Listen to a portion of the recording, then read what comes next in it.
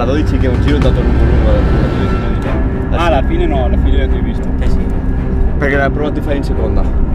Sì, ma te qui incredibile, non so come hai fatto. Dico, quando c'è la partita dico cazzo per vedersi. Assalamualaikum warahmatullahi wabarakatuh. Halo semuanya, Mas Bro Jongkang, bro yang keren-keren di sono. Kita akan membahas seputar MotoGP hari ini tentang hasil sprint race MotoGP Amerika 2025. Dan pastinya yang menang adalah Marc Marquez, diikuti oleh Alex Marquez, dan ketiga adalah Pecco Bagnaia. Namun sebelum saya lebih jauh untuk membahas Marc Marquez dan lainnya, kita akan membahas data MotoGP dulu ya tentang sprint race tadi malam. Oke, mari kita bahas tentang data MotoGP. Yang pertama-tama, cuacanya adalah 28 Celcius. Emang agak terang gitu ya, karena memang di Amerika itu sedang terang cuacanya ya. Yang kedua adalah kondisi lintas Andrei, kelembapan 57% dan ground aspal 46 Celcius.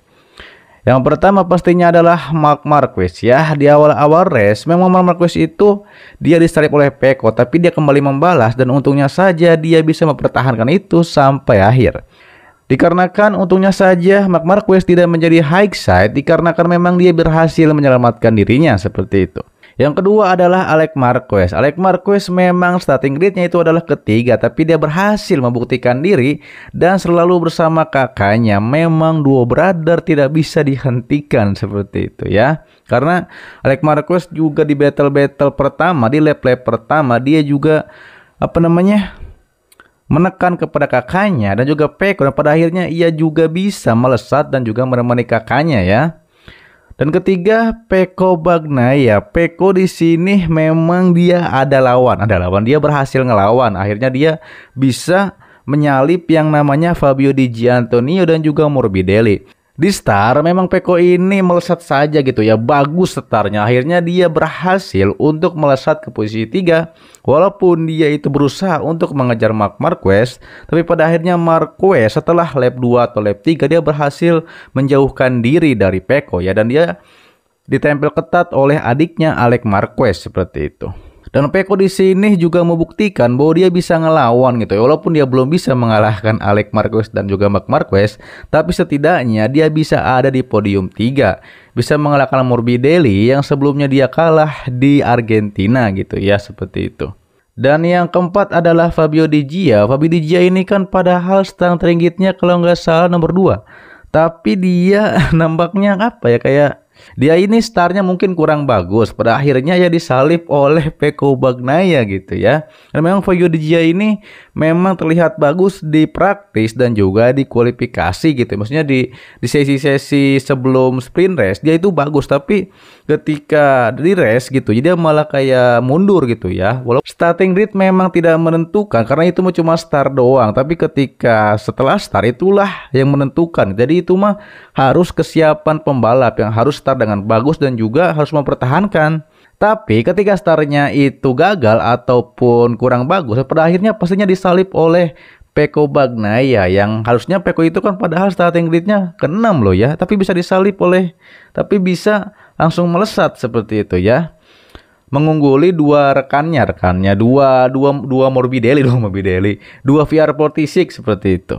Yang kelima adalah Franco Morbidelli. Di sini Morbidelli juga ya agak sedikit kurang bagus ya, karena memang dia starting gridnya kalau nggak salah dia ada di 10 besar, tapi entah mengapa dia malah melempem juga gitu ya. Sama kayak Fabio Di Gia, dia malah bertarung sama Fabio Quartararo, tapi ini kayak Morbidelli ini dia nggak bisa nge-push Pecco, pada akhirnya ia ditempel sama rekannya sendiri ya, ini Fabio Di Giannantonio. Jadi di dua 46 ini saling salip-salipan di posisi 4 dan 5 seperti itu ya. Dan mereka berdua juga sempat, Fabio Di Gia dan Morbidelli itu sempat bertarung juga dengan Fabio Quartararo.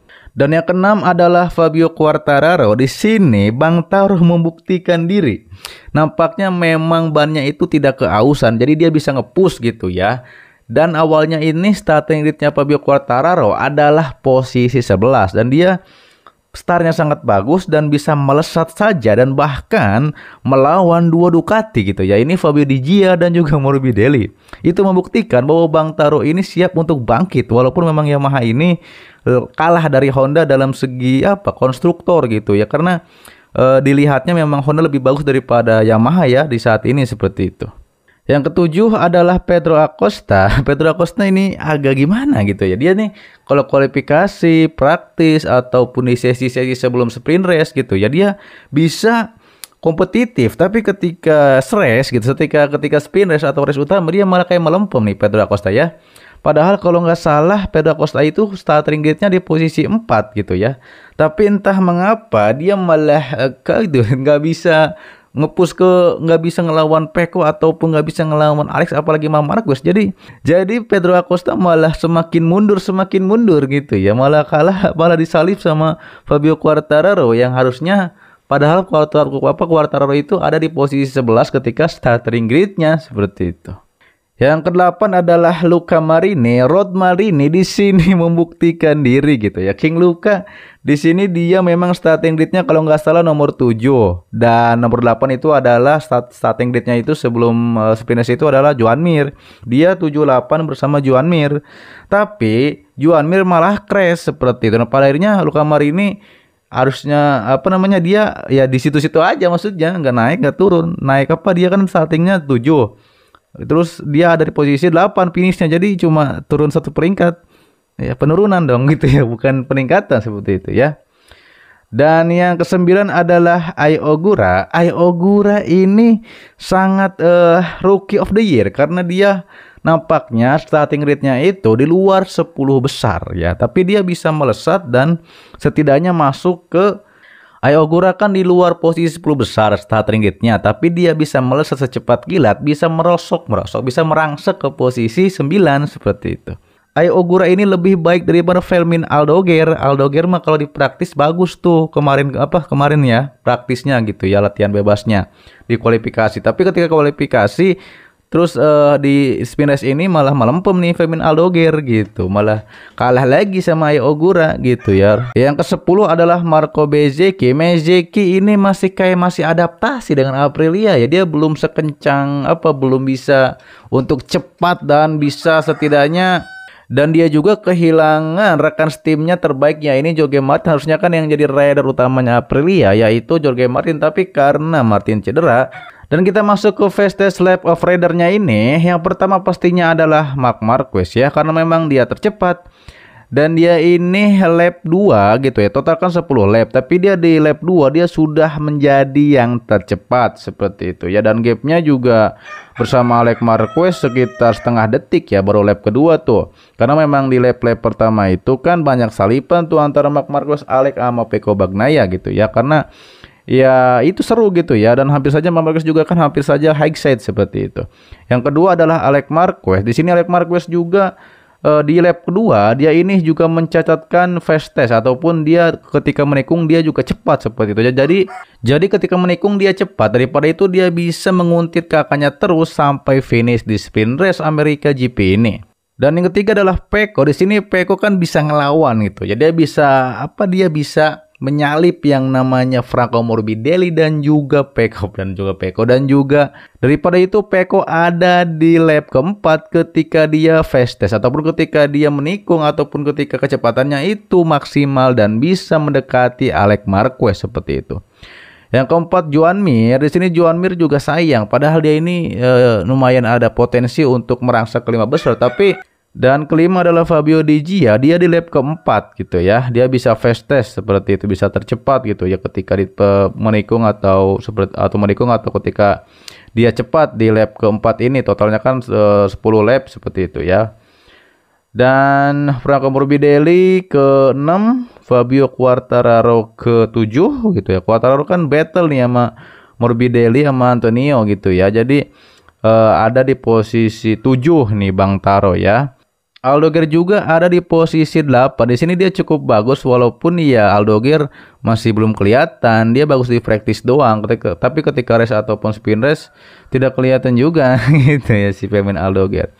9 Jack Miller. Jack Miller padahal starting grid-nya dia bisa masuk 10 besar, tapi Yang ke-10 juga adalah Maverick Viñales. Viñales di sini kan dia memang tidak punya target. Dia mau untung-untung masih bisa balap aja gitu. Boro-boro mau podium atau apa. Jadi dan kita masuk bagian maksimum top speed di sini dan kita masuk ke bagian top speed di Amerika ini gitu ya. Di GP Amerika Sprint ini.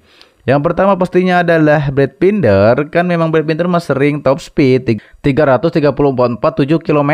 Tapi ketika sprint race-nya mah nggak kelihatan juga gitu. Di luar 10 besar malah ya Brad Binder gitu ya. Jadi ya tidak menjamin, katanya memang motornya kencang ketika top speed, ketika lurusan ataupun top speednya, tapi ketika menikung mah katro gitu, maksudnya belum bisa mengimbangi Ducati ya. Marco Bezzecchi yang kedua dari Aprilia juga ada di posisi 2. Dia bisa mencatatkan waktu dia tercepat 342,4 km, tapi nggak kelihatan juga gitu ya, tapi masih bisa masuk 10 besar kalau Marco Bezzecchi ya. Yang ketiga adalah Jack Miller. Di sini Jack Miller 341,3 km, tapi ya tidak kelihatan juga ya, karena memang top speed tidak menjamin gitu ya. Karena di sini KTM, Aprilia, Yamaha kencang-kencang, tapi justru ya maksudnya top speednya kencang gitu, lurusan gitu ya. Tapi ketika tikungan kalah nih. Tuh Marc Marquez aja nih yang Marc Marquez aja juara pertama sprint Amerika, dia malah di posisi 4 gitu ya. Cuma 341,3 km gitu ya.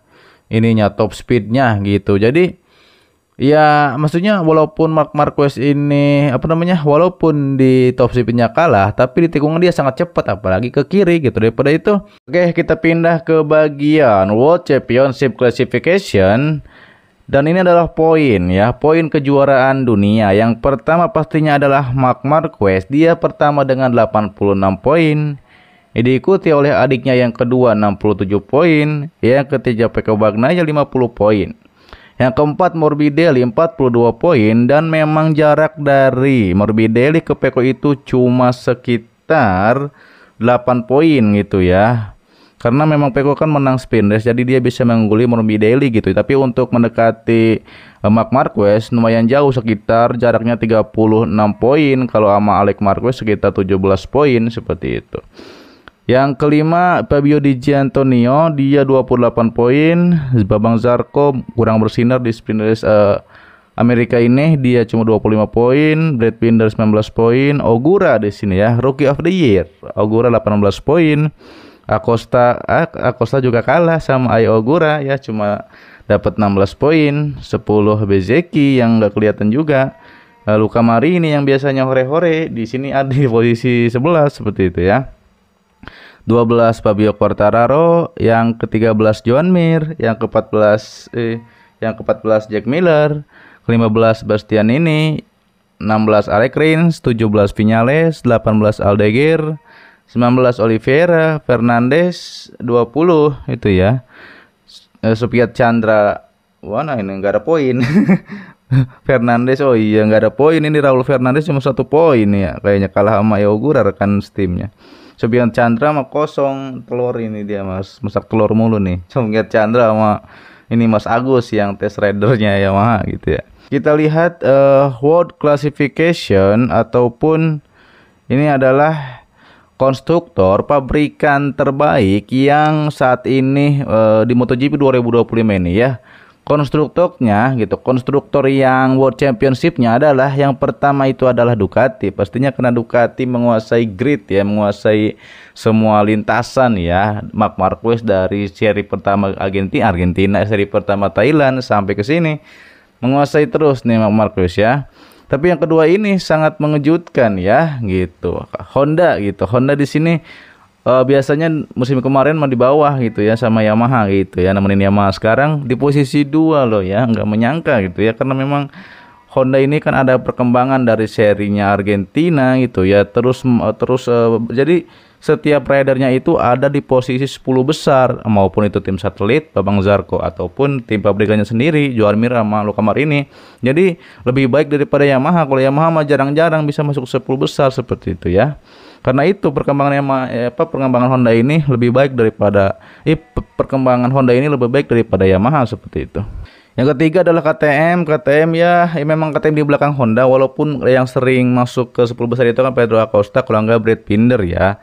Dan masih kalah justru sama Honda, padahal KTM musim sebelumnya mah ada apa? Ada bersama Aprilia ya kalau nggak salah. Dan keempat Aprilia jelas jauh juga ya ketinggalan sama Honda karena rider-ridernya itu kurang apa ya, kurang berkembang juga gitu. Ridernya itu kurang menunjukkan hasil yang bagus juga ya, seperti Marco Bezzecchi yang belum konsisten ya, dan yang kelihatan cuma Ai Ogura dari tim Trackhouse gitu, jadi tim satelitnya Aprilia. Yang kelima ini Yamaha gitu. Aduh, Yamaha mah ya gimana gitu maksudnya.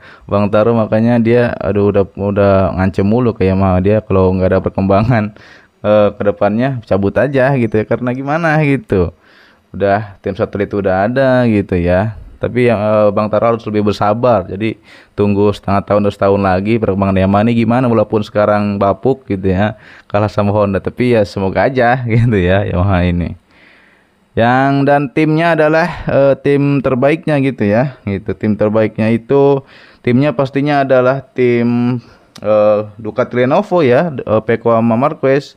Kedua pastinya yang terbaik itu Alex Marquez ya di Grid Cine Racing. Ketiga Pertamina Enduro, Red Bull, keempat KTM, LCR Honda, keenam satelitnya Honda HRC, 7 Trackhouse, 8 Monster Energy Yamaha, Aprilia Racing, 9 Red Bull KTM, dan Prima Pramac Yamaha, seperti itu. Jadi memang kalau konstruktor ini kan tim Honda gitu ya, tim MotoGP.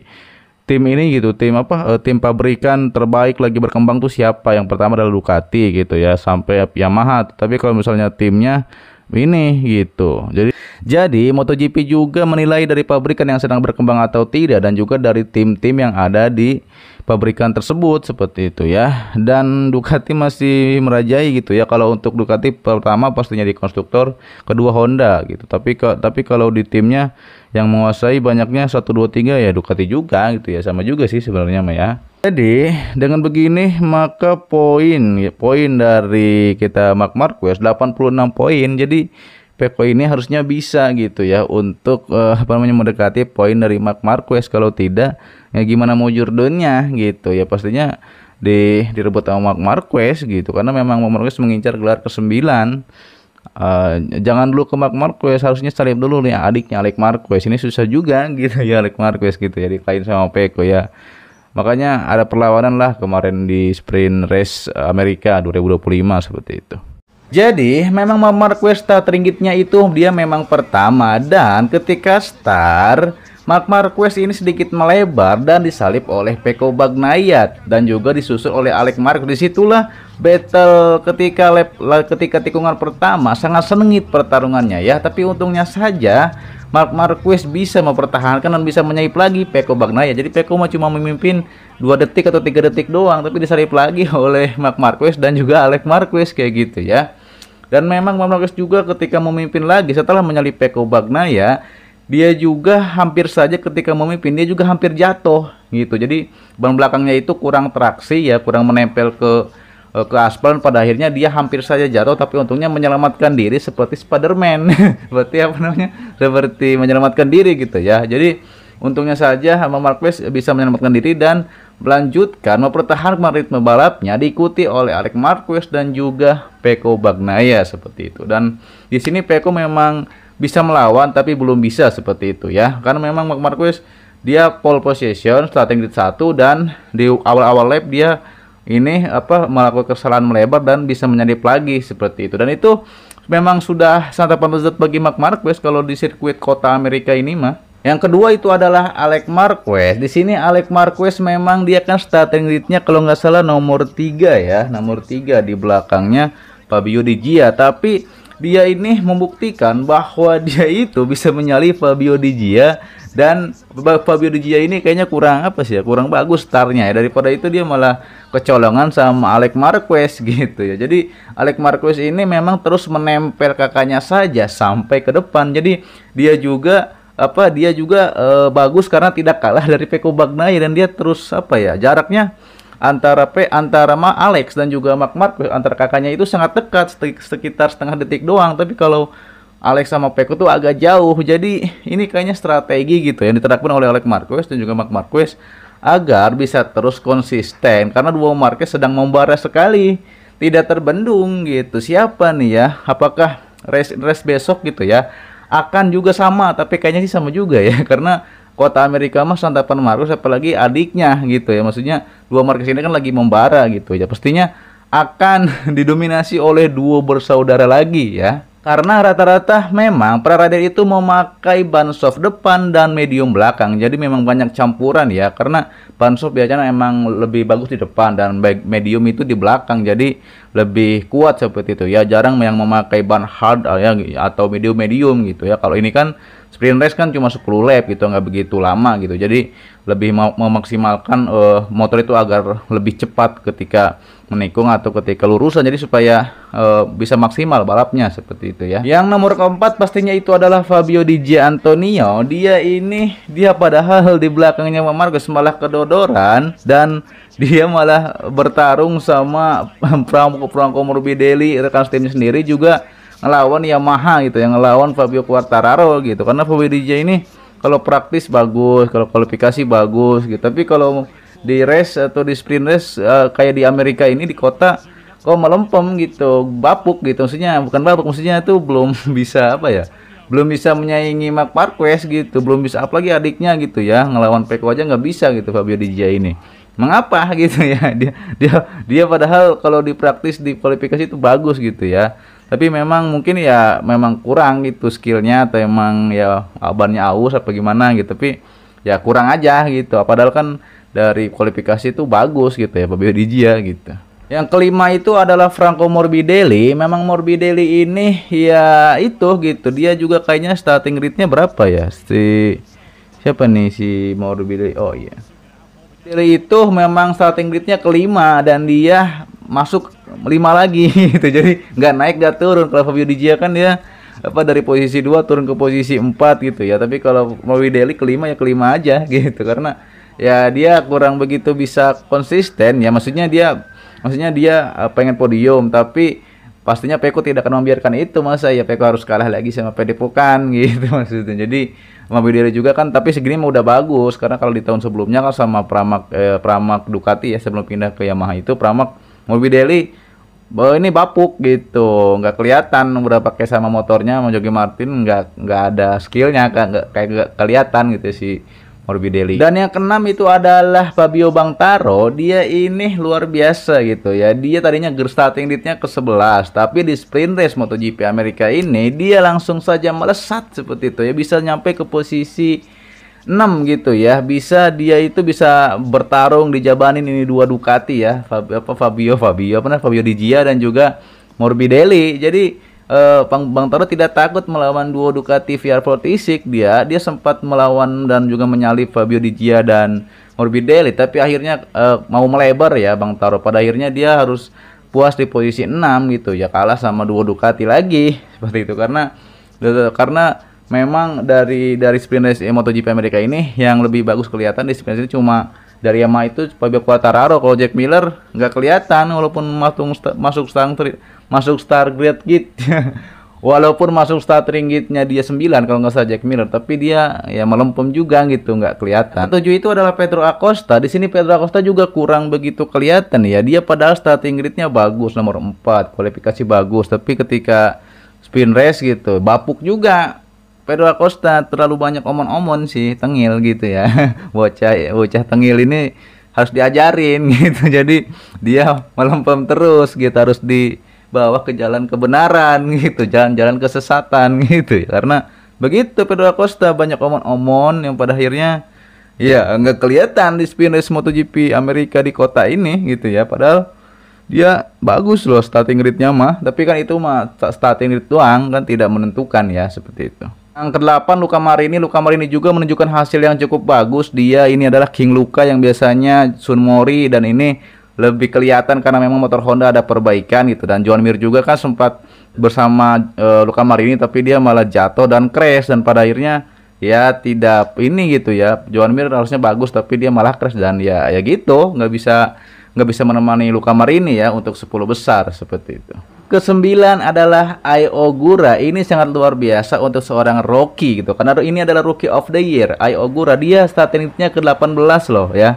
18 hampir paling buncit, tapi di sprint race ini dia merangsek terus bisa sampai posisi 8, posisi 9 gitu. Jadi di sprint MotoGP Amerika ini jelas Ai Ogura juga menunjukkan hasil yang sangat baik. Dia bahkan bisa mengalahkan rekan timnya sendiri yang udah 2 tahun di MotoGP, ya ini Raul Fernandez. Jadi dia ada di posisi 9 masuk 10 besar padahal starting gridnya 18, bayangin, jadi ngeloncat hampir 10 posisi atau 9 gitu ya Ai Ogura ini. Jadi dia sah gitu ya, resmi dinobatkan sebagai Rookie of the Year gitu. Karena kalau rookie yang lain seperti Firmin Aldoger masih kurang konsisten dan Somkiat Chandra hore-hore gitu. Susah gitu. Itu Sun Mori lagi gitu kalau si ini Somkiat Chandra mah seperti itu ya. Dan yang ke-10 itu adalah Marco Bezzecchi. Dia Bezzecchi starting gridnya ada 13, tapi ketika sprint race MotoGP Amerika ini dia ada di posisi 10. Tapi memang Aprilia ini kurang konsisten, apalagi tidak ada Jorge Martin gitu ya, seorang rider utamanya ya Aprilia. Jadi ya susah gitu. Harusnya kan yang paling diandalkan harusnya kan palingan ini si Jorge Martin dan tim satelitnya ini Ai Ogura gitu ya, Trackhouse. Jadi ya kurang bisa Aprilia ya, kayak kehilangan sosok seorang Jorge Martin, karena memang Jorge Martin diharapkan bisa jadi rider terbaiknya Aprilia dan mengalahkan para pemain depan, para barisan depan gitu ya di MotoGP Amerika ini ataupun di MotoGP selanjutnya seperti itu. Dan memang apakah Marc Marquez dengan poin yang menjauh dari Pecco Bagnaia sekitar 36 poin, apakah ini pertanda gitu ya, dan akan sangat cepat Marc Marquez mengunci gelar ke-9 karena gitu ya, bukan karena Pecco-nya kurang konsisten, tapi MM93 itu sangat gacor dan tidak terkalahkan, jadi susah gitu. Karena Pecco kan kalau dibilang-bilang tuh konsisten, maksudnya dia cuma sekali atau 2 kali tidak masuk ke podium, karena dia biasanya selalu aja masuk podium 3 ya. Maksudnya walaupun tidak podium 2 tapi setidaknya podium 3 gitu. Tapi ya itu kelihatan gitu, maksudnya bukannya tidak konsisten Pecco, tapi memang MM93 itu tidak bisa dihentikan, apalagi di sirkuit kesukaan dia, dan dia sudah sangat padu, sudah sangat klop memakai Ducati Hybrid 24 ini seperti itu. Jadi Pecco juga harus membuktikan di race Qatar berikutnya, itu di race Qatar berikutnya bahwa dia itu tidak kalah. Maksudnya jangan jadi nomor 3 terus, maksudnya jangan jadi pengawal MM93 dan adiknya, harus jadi juara 1. Tapi kayaknya itu susah gitu ya, karena ya mau bagaimana gitu, terlalu gacor gitu. MM93 ini tidak bisa dihentikan, tidak bisa dihentikan dengan mudah gitu ya, harus tapa di goa dulu 50 tahun gitu baru bisa mengalahkan, itu juga nggak tahu maksudnya ya kayak gitu. Jadi memang di MotoGP Amerika ini ya terlihatan memang Marc Marquez ini terlalu mendominasi dan rider lain tuh ketinggalan. Oh ya ini mah kayak duo Marquez Championship karena ya Marc Marquez dan adiknya yang memimpin gitu, Marc Marquez kakaknya, adiknya di belakang gitu. Jadi Pecco itu masih kayak, Pecco itu segitu tuh udah jago banget kayaknya, posisi 3 untuk mengalahkan Marquez kayaknya susah. Apalagi rider-rider yang lain gitu ya, seperti Fabio Di Gia, Morbidelli, Bang Taro dan lainnya itu yang masih susah untuk mengejar seorang MM93 ya, seperti itu. Dan pastinya kita juga akan live reaction. Daripada itu jangan lupa untuk menonton live reaction saya dari pertama kita live prediksi yang siapa yang juara di sprint race ataupun di race-nya, live juga prediksi, kedua sprint race-nya, ketiga race utamanya gitu ya. Oke. Terima kasih yang sudah menonton video ini sampai habis tentang pembahasan tentang MotoGP Sprint Amerika Kota 2025 gitu ya. Sprint MotoGP Amerika 2025. Dan sehat-sehat buat Kang Mojo Gemas bro yang ada di sono. Kita akan berjumpa lagi di video selanjutnya. Assalamualaikum warahmatullahi wabarakatuh.